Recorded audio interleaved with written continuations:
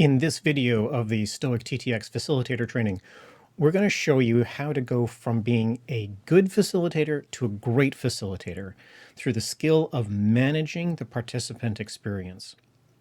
This is the one skill which will take you a lifetime to master, to get to know really well, and you will never stop working on this particular skill. So don't feel discouraged that you are not getting it right away or you don't find success in this in your very first exercise. This is something that everybody works on their entire life. Every time they do an exercise, they're working on this. This is the deep skill. This is the deep magics of facilitation. It's crafting the participant experience. Up until this point, you have gone through the logistics of setting up an exercise, designing what the exercise needs to be, setting the level. You've built the scenario. That is a bit of a skill to also learn, but we've provided resources to help you with that. And we've helped you through the basic skills of doing facilitation of group discussions through the participant engagement lessons and the questions to ask, the curiosity questions, the confirming questions, the consequence questions, and those momentum builders. And those are just tips that you would get from any group discussion facilitation skills or course that you might take. The crafting the participant experience is something very different and very unique and will separate you, and we think separates STOic from every other tabletop exercise program out there. The goal for crafting the experience is to go beyond just going through the exercise process of presenting the scenario and walking the participants through the scenario. It's adding that magic so that the participants want to go through another scenario again and again and again and again, and even replay some of the scenarios they've already been through again and again and again. It's this which will help make the exercises that you do fast, flexible, and fun at a much more deeper level. And if you can learn even a little bit of this skill, you will find great success, and you will have a lot of the participants and a lot of the organizations you work with want to work with you again and again and again. So what is crafting the participant experience? To craft the experience, you need to know where you need to end up. So we start with the end in mind. And what you want is the participants to leave the exercise being mentally exhausted, feeling just a little scared, not too scared, just a little scared, and hopeful. And if you can get the participants feeling that when they leave, you've done your job. You have done exactly what you need to do. Now, those three things are very, very specific to the result of a very specific process. Why are they mentally exhausted? Because they have been forced to imagine solutions to imaginary problems, and they don't have the processes for them yet, right? They're not just reciting what they know. They're not regurgitating things that they've learned. They've needed to invent solutions to imaginary problems and account for variables that they are not normally used to having to account for. This is where we get into the consequence questions and the curiosity questions and exploring the unknown in the middle of an exercise. So they're mentally exhausted because they've done a lot of cognitive work. They've really had to think hard and use their imaginations in ways they're not typically used to. They're feeling a little scared because you've successfully delved into the unknowns. You've delved into the things that they haven't prepared for, the things they may have been taking for granted, the things that they know they're not quite prepared for, but the threats are credible, relevant to them, and probable. And that comes from this collaborative exercise that you've been through where you're feeding information back and forth from the participants and the facilitator to look for those details, to find that level of that scenario which they haven't accounted for. And they acknowledge that they need to be accounting for, and they need to have a plan, and they need to have a plan right now. So that's where you get that level of just a little bit of fear Not too much. Your goal here is not to completely blow them out of the water and make them feel dread, just a little bit of scared, enough to prompt them to actually act on this. And you want them feeling hopeful. And the way to do this is to make sure that they've got a plan. And that's why you're taking notes. That's why the report's there. That's why the report's in bullet point form and in action point form, so that the participants know that there is a path. They can prepare and they know what to do in order to prepare. Now, these 3 steps are the result of something really specific. And this is the result of what's known as the flow state. Flow is not a concept that is unique to STOic TTX at all. Didn't invent it. It was invented or proposed as a paper in 1975 by a psychologist. And there has been a lot of written on this. There's tons of papers and tons of research. But let me boil it all down to something really specific and simple and relevant to STOic TTX facilitation.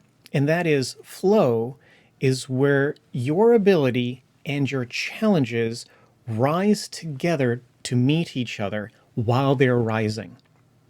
So the challenges rise to meet your abilities, and your abilities rise to meet the challenges. And we experience flow as individuals on all kinds of contexts and in many different parts of our day. If we are simply going through the motions, we're not in a state of flow because we're not being challenged. We're just doing the things we know how to do. It's second nature. We've stopped thinking about them. We just do them.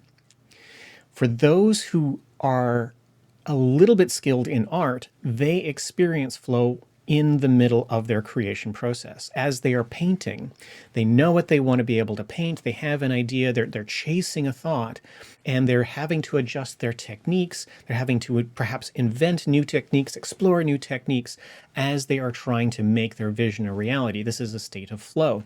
Cooks will do this the same way when they're experimenting with a new recipe. And flow produces some very specific psychological effects. One, it produces really, really high states of satisfaction. The more flow state you can live in your daily life, the more satisfied you are with your life, because you're being challenged, but you're successfully meeting those challenges, and those challenges are rising, and you're learning and developing and getting better in order to meet those challenges. So you have this constant sense of growth, and you've got this constant sense of being able to do new things, accomplish new things, and meet new challenges. You feel stronger. You feel more satisfied with yourself and with your life. And you can do this as a facilitator for your participants in the middle of an exercise. And this is one of the primary reasons why we have made STOic TTX participant-focused and not scenario-focused, and why the scenario building process is very, very fluid and dynamic. Because you as a facilitator can make changes and adjust the details you provide, the injects you provide. You can shift the discussion to meet the ability of your participants. I have worked with tabletop scenario participants, and I worked out a good scenario. It's fully fleshed out, lots of injects, lots of places I could go. Quickly sketched it out, and I had a plan, which is what you should do as a facilitator. Have at least a loose plan, and then resources to fill in the gaps. And I presented this scenario. The CFO has reported there is ransomware on her computer. What do you do? And if you remember from a previous video about looking for that sense of shock, and that maybe you need to back up and slow down and take things up a higher level, get away from the details and start exploring that shock. Well, that happened with that initial presentation of the scenario. The participants were not prepared for that as being a reality. They were sort of at their maximum level of ability, thinking about maybe ransomware hitting an end user device, but ransomware hitting the CFO's laptop or end user device, this was beyond what they were ready for. And so at that point, I had blown the challenges past their ability, and this was not going to work. So we stop, we sort of slow down, we scale it back, and we find that point where they are having to reach just a little bit. in order to think about how to respond and what to do and what's important and what processes, what resources they have, and scale that. Okay, let's stop talking about the CFO. Let's talk about an end user device. Let's talk about an average user. And everyone sort of exhales a little bit, and then they start dealing with that. And that was challenging enough, and that's okay. That is why we have these exercises, so that they can start preparing for these things. And if I was stuck in the scenario, oh, but this is what the scenario says, and we need to do this, and then there's all these other steps that are going to happen, then everyone gets frustrated, and no one learns anything because they're being forced into a situation that they're not prepared for and they have no skills for. They don't have the ability to handle it. So as a facilitator, your job is to start off with something simple and generic and then craft that experience later in order to create that sense of flow. You want to find where their abilities are and not blow past them too far. Now, same scenario, I worked out the same plan for another exercise in another organization. And I presented them a scenario. The CFO reports they've got ransomware on their laptop.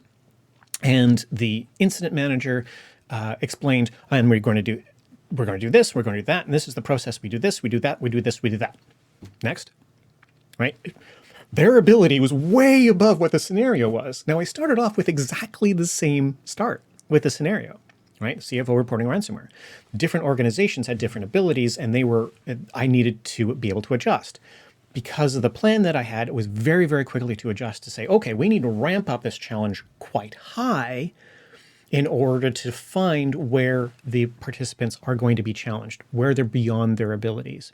And as a facilitator, that was a little challenging because those were a very expert group and a very experienced group of individuals that I was working with in the exercise.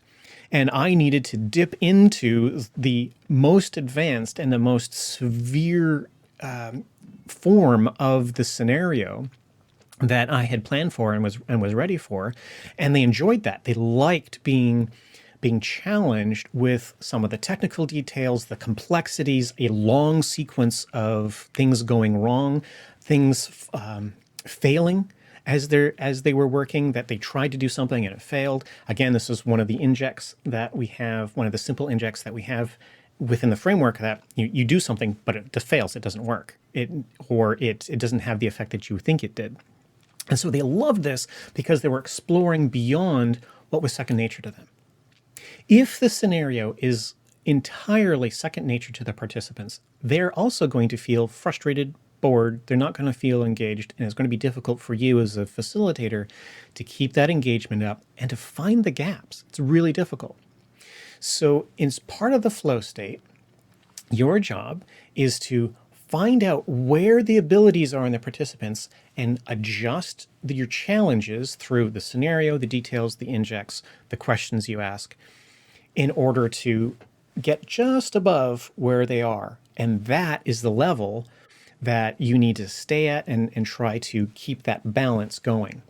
Now, you will also find, in some cases, that the participants will realize that they need to improve their abilities, but they've never had a chance to, and they start improving their ability to handle incidents and this particular scenario during the exercise. They start thinking about things they hadn't thought of before, and all of a sudden they're starting to get better and better and better at the scenario while you're in the exercise. Now, that's a great thing. It feels great because you're as a facilitator as well, because you're in this flow state yourself and with the participants, because their abilities are rising. And now you as a facilitator need to increase the challenges and the complexities as you go. This might seem very, very complicated and very difficult to do. It really isn't if you have a pool of dynamic resources you can pull from to increase the complexities and the details and the severities and the criticalities of the scenario itself as you go. If you know whether or not the participants are expert and experienced, which is what you should be able to do beforehand during the preparation steps, then you really need to do what I suggested before in a previous training video, in that get to know some of the narratives of real attacks and those details and the timelines and the things that happened, Sometimes this is known as the kill chain. MITRE ATT&CK is a framework which has multiple different choices for how attacks can go. If you can delve into that, or more simply, if you can learn the narratives and the timelines of actual attacks that have happened in the news, and we provided some resources for that, then you can pull on this when you need to and pull those details out. And again, you don't have to go through the entire thing. You go through the resources until you reach the level where they're having to stretch. And then you don't need to go much further than that, right? You're not shoving them and forcing them into a scenario that they're not happy with.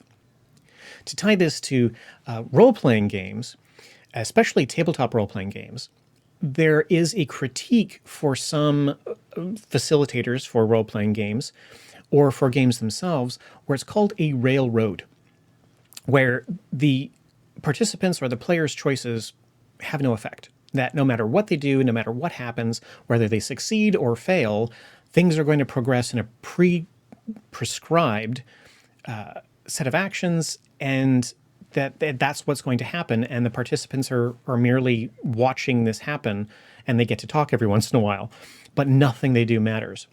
This is what you want to avoid in a tabletop exercise. You don't want to railroad the participants through a scenario.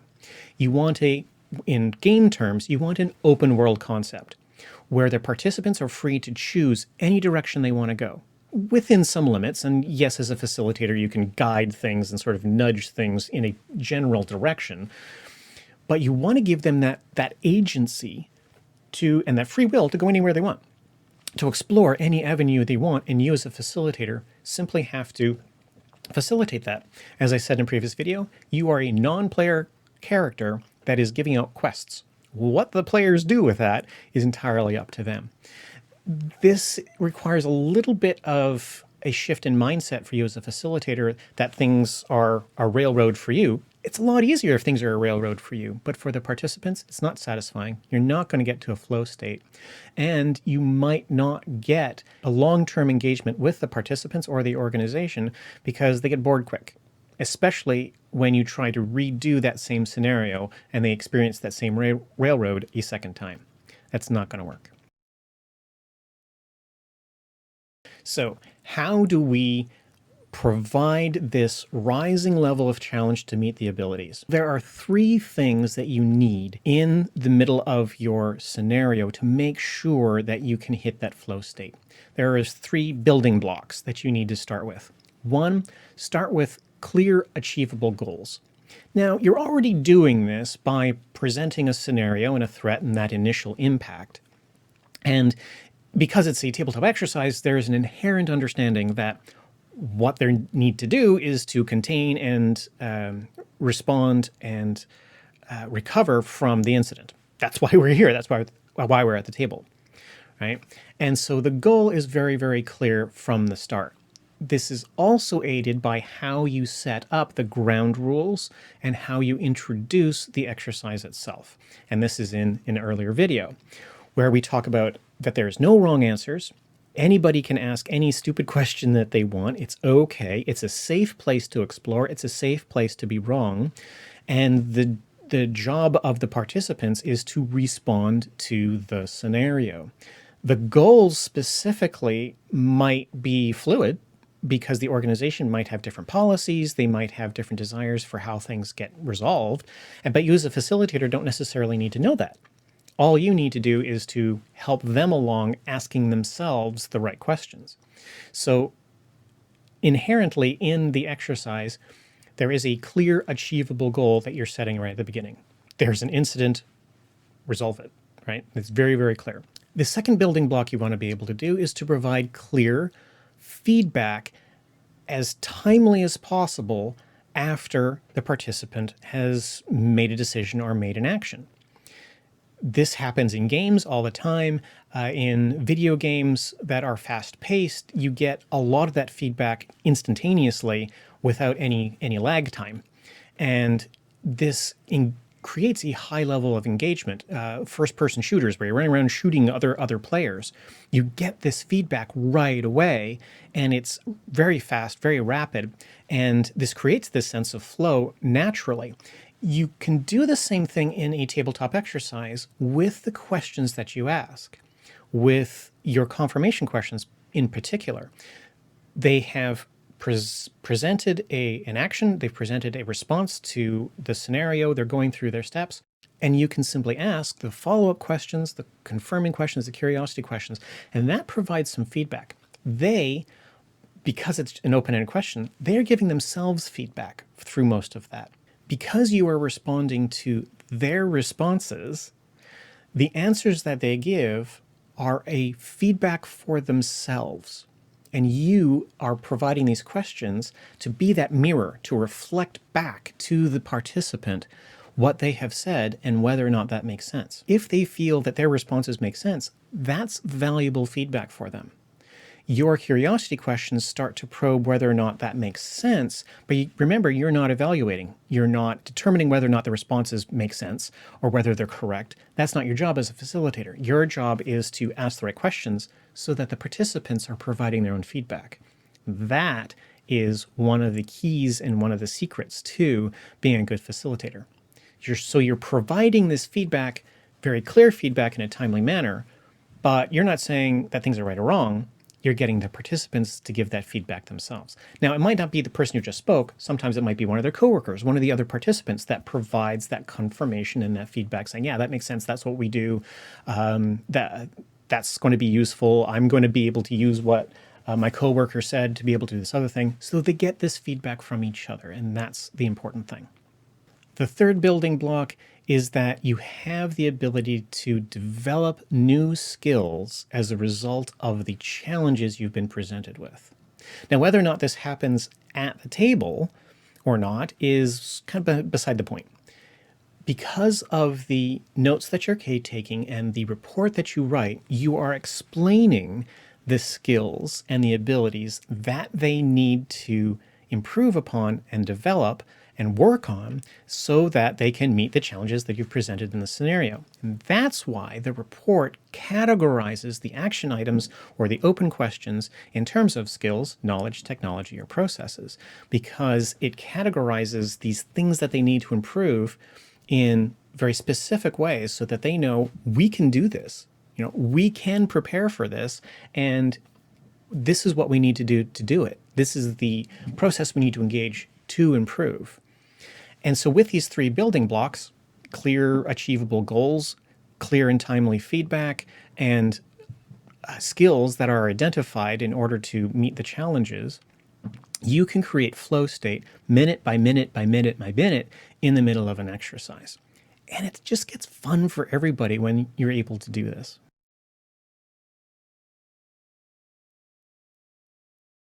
One small note in this. You might need to put achieving flow aside in certain situations. In particular, if they are seeing the tabletop exercise as a pure fire drill. They're not looking for gaps, they're looking to rehearse their processes. This can be a very useful thing and a great application of a tabletop exercise where they're not supposed to look for the unknowns and delve into the depths of the dark corners that they haven't considered.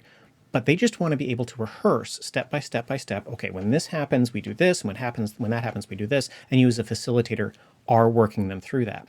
But usually this has to be very specifically mentioned, and this has to be a specific goal and an expectation of the participants and your key contact and the organization itself. And in that case, you don't have a flow state. What you are is presenting them a railroad, and you are watching them and helping them work step by step down the railroad. But it's a railroad of their own design, not yours. And that's the difference, and that makes that important. If they want to go through a railroad, help them do that, facilitate that, that's not a problem. But you can put the understanding of it being a flow state aside. We don't work on that on this particular situation.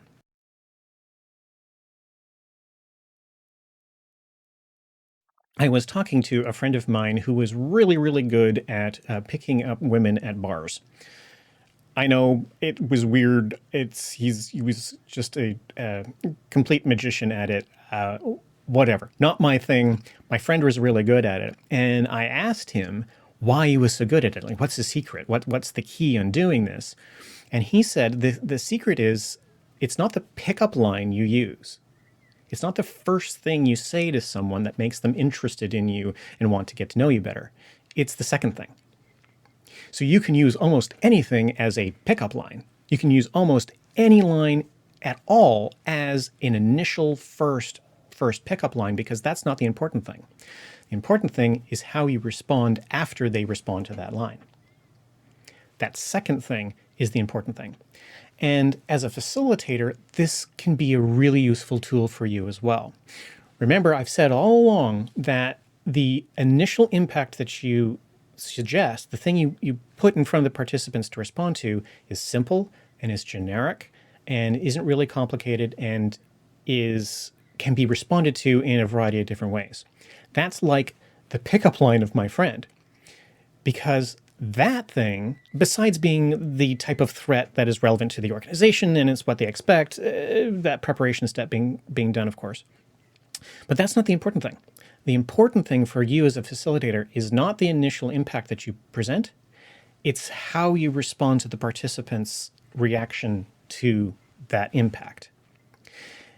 And as I said before, with the different groups, same scenario, same initial impact, same details. We had one group that was not able to handle that. And so the second thing I did was to strip away a lot of the details and bring the level of challenge down. And for the other group, I said exactly the same thing at the start, but the second thing I said was very different because I needed to ramp up the difficulty. So it's not the first thing you say in this scenario, it's the second thing, which is the secret and is the important part. Then everything else you do from that point, all the injects you use, all the details, all the complexities you might add, these are all now small adjustments to sort of chase the ability, to find where the abilities are. These are now fine-tuned adjustments in order to work with the participants at that point. So really generic starting off. Your participants are wherever they are, you rapidly meet them, and then you make these small adjustments as you go. And you will find that throughout your experience as a facilitator and in exercises, that this ability range occurs at different points too. There are some organizations or teams or incident responders who are really good at certain things and not really good at other things. And so you find that you're having to chase them sort of all over the ability map, depending upon the challenges that you've provided. So that can happen too. So there's small versions of this that you might go throughout an exercise. But in general, you have that initial thing that you say, and then how you respond to their initial response sets the tone for the rest of the exercise. So how do you know where the participant's ability is? How do you go through that process? I would suggest that you will likely be able to tell simply by their body language, the tone of voice, a lot of nonverbal cues will tell you where they are and where their abilities are. Some of this will be really, really obvious, like deer in the headlights look, or a lot of overconfidence, a very clear, rapid description of their process. Some of these things will be very, very obvious to the facilitator. But if you're looking for that little extra help to know and a skill to learn how to gauge their ability, I offer you the 4 stages of skill acquisition. And each of these stages of skill acquisition present themselves differently for people, and you as a facilitator can learn to look for these markers or these signs to know where their ability is, and you can then craft things according to that level. So the 4 stages of skill acquisition are unconscious incompetence. This is where you are failing and you have no idea why. If things are going wrong and you don't know, but you're still going to keep at it until you figure it out. Then the next stage is conscious incompetence. You figure it out. You realize that you're failing and you know exactly why you're failing. And you start working on those things and you keep at it and you start working at it. You start developing more skills and ability and knowledge. And then you reach the next stage. The next stage is conscious competence, which is now you're succeeding and you know why. So this is great. You now know what's going on and you can be very deliberate in your practice and in your training to learn what you need to learn to get better and better and better. And the final stage is unconscious competence. You're successful and you've stopped thinking about it. It's second nature now. It's now an incorporated skill into yourself, and you just do it. Tying your shoes, for instance, brushing your teeth. These are skills you had to learn, and now you don't even think about it. You can do it half asleep. It doesn't even matter. There's a portion of your brain that just does it now. You don't have to worry about it. Now, each of these stages, if you look at your participants and you can look at participant groups, you can find the hallmarks for these stages. And as they try to respond to your scenario, you can see where they're at. And you can then adjust based on what they're presenting you with.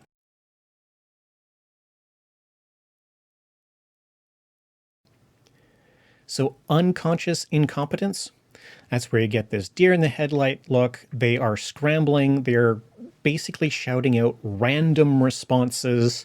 They don't know what to do. They're just trying to say and do anything and hope it might help. So unconscious incompetence, usually you can pick this out fairly easily. Conscious incompetence.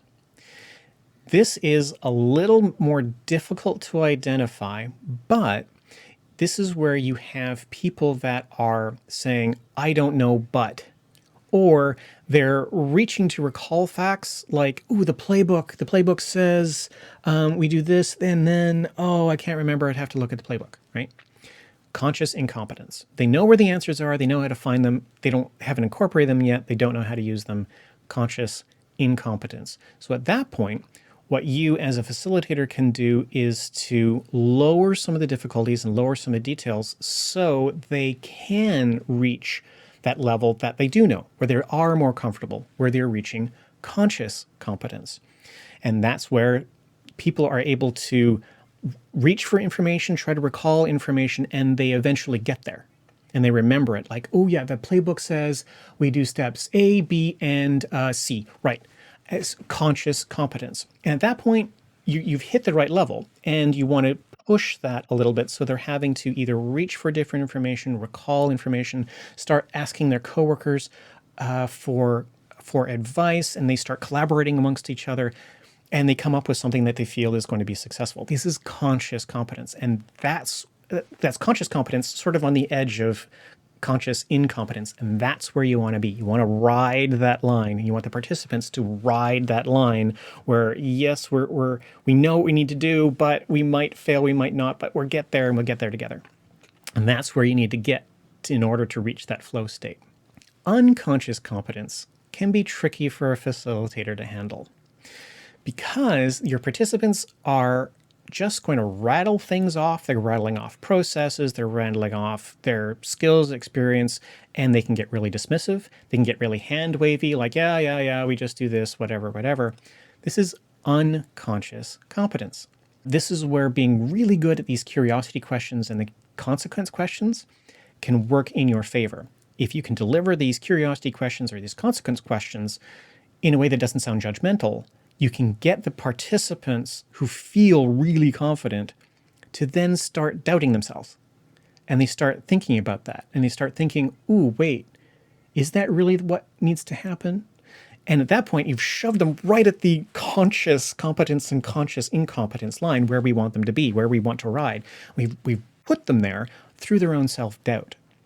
And that's what you can do. Now, that's a bit of a skill, but trust me on this one, with some good consequence questions and curiosity questions, you can get them there. And as I've said before in the other videos, sometimes simply asking why, even if it's obvious, forces the participant to justify what they've said and get out of that unconscious competence band into a conscious competence band of thinking and having to explain it to you. You might have to deal with some blowback from that. You might have participants that get frustrated. And if you do this process infrequently and not all the time and are not constantly asking why like a parrot, why, then you might have to weather a little bit of that frustration. But the first time the participant realizes that they have been taking things for granted, then you get a lot of payback. You get a lot of return for that investment. So I encourage you to find that balance of pushing into that unconscious competence, the overly confident expert, and find that place gently and without harping on it, without trying to drill down into it until they're frustrated with you, to get them to find where they have overlooked some things or taken some things for granted.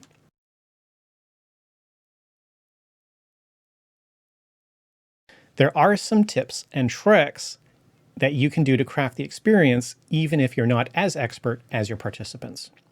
And the biggest tip I have for you is get them to challenge themselves.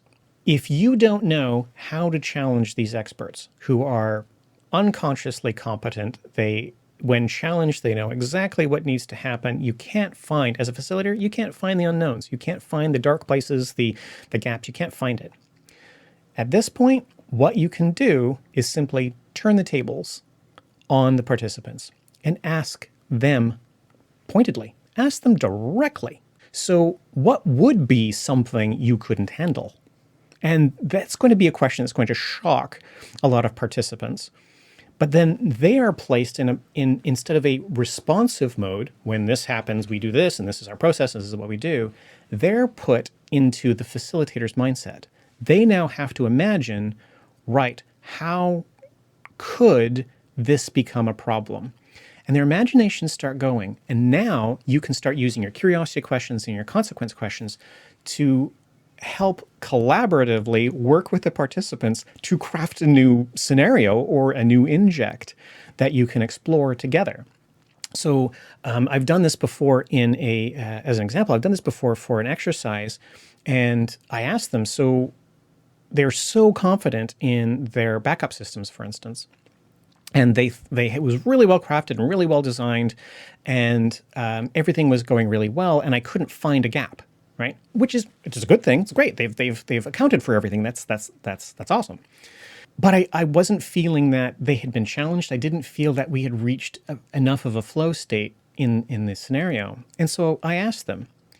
I actually asked them in a sort of a roundabout way, which was, your backups got encrypted by ransomware. The response back, of course, as I was expecting, because we'd already been through this, that can't happen. We have too many things in place. That's impossible. I said, great, fantastic, glad to hear it. For the sake of argument, let's assume that you look at the backups and they're encrypted. What would have to have happened in order for that to happen? What would have had to fail? What would the attacker have needed to do in order for that to happen? So we're taking something from my scenario, something from one of my injects that we worked out together, and they told me it was completely impossible, and I turned the tables. This is great. So let's assume it happened. How could that have happened? Walk me through the injects, the scenario. Walk me through a scenario where that was possible. And that turned out to be a really, really positive experience for everybody, because everyone starts changing their mindset. They're looking at how that could happen. They're using their imagination, and they start uncovering things. I would not have been able, as a facilitator who was not part of that organization, I would have never been able to come up with or anticipate any of the details that they ended up coming up with. But because they were forced to imagine a worst case scenario and what would need to happen to get there, what was the chain of events to happen before this worst case scenario, we started coming up with all kinds of issues and problems and gaps that no one would have thought about if they were just thinking in terms of normal defense. Because now they realized that there were some single points of failure that no one had considered, and they wouldn't have brought up naturally in a tabletop exercise if the tables weren't turned on the participants to essentially think about attacking themselves. So if you want to challenge the experts, this is a great tip. Get them to think about attacking themselves. And then you then, as a facilitator, are simply guiding that process and asking curiosity questions and consequence questions. Flow state is really important in a tabletop exercise to keep engagement going and keep the satisfaction high in the participants. STOic TTX is meant to be fast, flexible, and fun, and the mechanisms for a flow state are a really efficient way to get there, and they don't require you to be a cybersecurity expert in order to be able to do them. You just need to be able to learn some skills. So the foundations are: make sure that there is a clear, achievable goal, which you normally do in your normal setup and your introduction of that initial impact. You want to be able to provide feedback. And in a tabletop scenario, your feedback is not necessarily you. You want to get the participants to feedback on each other and themselves in a timely fashion. And that's where your good use of questions comes in. And you want to be able to adjust the challenges to their ability. And through this, you use your dynamic use of your pools of injects and timelines and attacks and your details in order to make sure that you are getting them to respond at a level that is on the edge of what they can do and what they can't, in between this conscious incompetence and conscious competence line, so that they're unsure, but they feel that they can actually do what needs to be done, or they feel that they can learn what needs to be done. You, as a facilitator, then can write all of this up in your notes and then in the reports. So now you are providing them a path that they themselves have provided on how to improve. So now you, as a facilitator, have now just achieved participants walking away from your scenario and your exercise feeling mentally exhausted, a little bit scared, not too much, a little bit scared, and very hopeful that they can learn and do and put in place the things that they need to do in order to prepare themselves for an incident like you've described in your scenario.